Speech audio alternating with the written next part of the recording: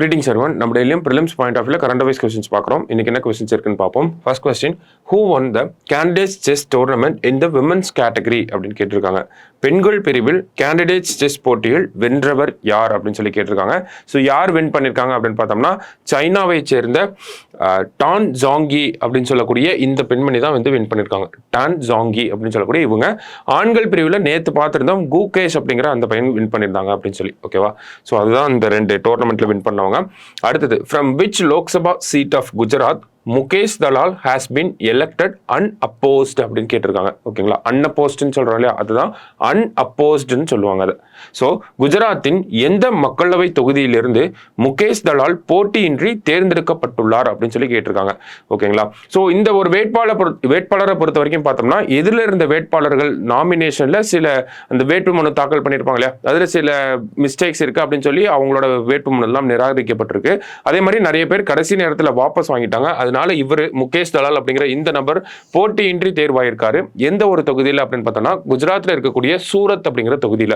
மக்களவை தேர்தலை பொறுத்த வரைக்கும் இந்தியாவோட மக்களவை தேர்தல் வரலாற்றில் 1952 2024 வரைக்கும் கடைசியா இது வரைக்கும் பார்த்தோம்னா 35 வேட்பாளர்கள் வந்து போட்டியின்றி தேர்வாயிருக்காங்க. ஓகேங்களா, அதுல 35வது நபர் தான் யாருன்னா முகேஷ் தலால் அப்படின்னு சொல்லக்கூடிய இந்த நபர். ஓகேவா. அடுத்தது, which is the top country in acquiring US citizenship அப்படின்னு கேட்டிருக்காங்க. அமெரிக்காவின் குடியுரிமை பெறுவதில் முதலிடத்தில் உள்ள நாடு எது அப்படின்னு சொல்லி கேட்டிருக்காங்க. ஸோ முதலிடத்தில் இருக்கக்கூடிய நாடு எது அப்படின்னு பார்த்தோம்னா மெக்சிகோ தான். ஓகேங்களா, மெக்சிகோ US மைக்ரேஷன் அப்படிங்கிறது one of the largest migration அப்படின்னு சொல்லுவாங்க. ஓகேங்களா, இந்த இடப்பெயர்வு அப்படிங்கிறது மெக்சிகோக்கும் யூஎஸ்க்கும் இல்லை, அந்த இடப்பெயர்வு நிறைய பேர் மெக்சிகோலேருந்து யூஎஸ்க்கு போவாங்க. ஓகேங்களா, இல்லீகலாக கிராஸ் பண்ணுவாங்க, சில பேர் லீகலாக கிராஸ் பண்ணுவாங்க. ஆனால் இந்த மெக்சிகோ அப்படிங்கிற இந்த நாடு தான் அதிகப்படியான US சிட்டிசன் வாங்கிட்டு இருக்காங்க. மெக்சிகோவுக்கு அடுத்தபடியா இந்தியா இருக்காங்க. போன வருஷத்துல மட்டும் 65,000 பேர் வந்து இந்தியாவோட குடியுரிமையை விட்டுட்டு அமெரிக்காவோட குடியுரிமையை வாங்கியிருக்காங்க அப்படிங்கிற தரவுகள் வெளியாயிருக்கு. இதை பத்தி மேலும் தரவுகளை நம்ம டிஎன்ஏல பார்ப்போம். சரிங்களா, ஸோ இந்த கொஸ்டினுக்கு மெக்சிகோ தான் கரெக்ட் ஆன்சர். அடுத்தது, for the first time in India teachers will be given AI training in which state அப்படின்னு சொல்லி கேட்டிருக்காங்க. ஓகேங்களா, இந்திய நாட்டிலேயே முதல் முறையாக ஆசிரியர்களுக்கு எந்த மாநிலத்தில் AI பயிற்சி அளிக்கப்பட உள்ளது அப்படின்னு கேட்டிருக்காங்க. எங்க அப்படின்னு பார்த்தோம்னா கேரளாவில் கிட்டத்தட்ட 80,000 ஆசிரியர்களுக்கு இந்த AI பயிற்சி அப்படிங்கிறது வழங்க போறாங்க.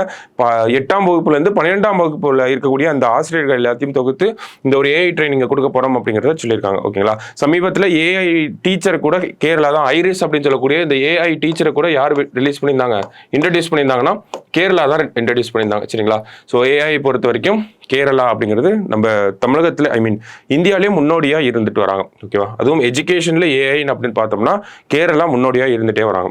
ஸோ கடைசியா, Gukesh will play against whom for world championship title அப்படின்னு கேட்டிருக்காங்க. உலக சாம்பியன்ஷிப் பட்டத்திற்காக குகேஷ் யாரை எதிர்த்து விளையாடுவார் அப்படின்னு கேட்டிருக்காங்க.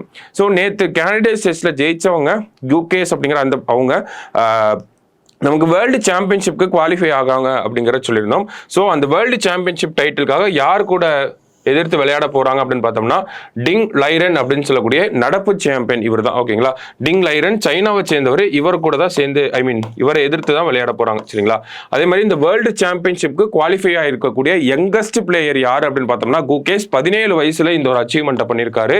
இதுக்கு முன்னாடி யாரு அந்த ரெக்கார்டை வச்சிருந்தாங்க அப்படின்னு பார்த்தோம்னா கேரி காஸ்பரோவ் அப்படின்னு சொல்லக்கூடிய இந்த ரஷ்ய நாட்டு நபர் 1984 வேர்ல்டு சாம்பியன்ஷிப்ல விளையாண்டுருப்பாரு. 22 வயசுல விளையாண்டுருப்பாரு. அதுதான் ரெக்கார்டா இருக்கும். இந்த ரெக்கார்டை பீட் பண்ணி இப்ப குகேஷ் வந்து 17 வயசுல இந்த ஒரு டோர்னமெண்ட்ல கலந்துக்க போறாங்க.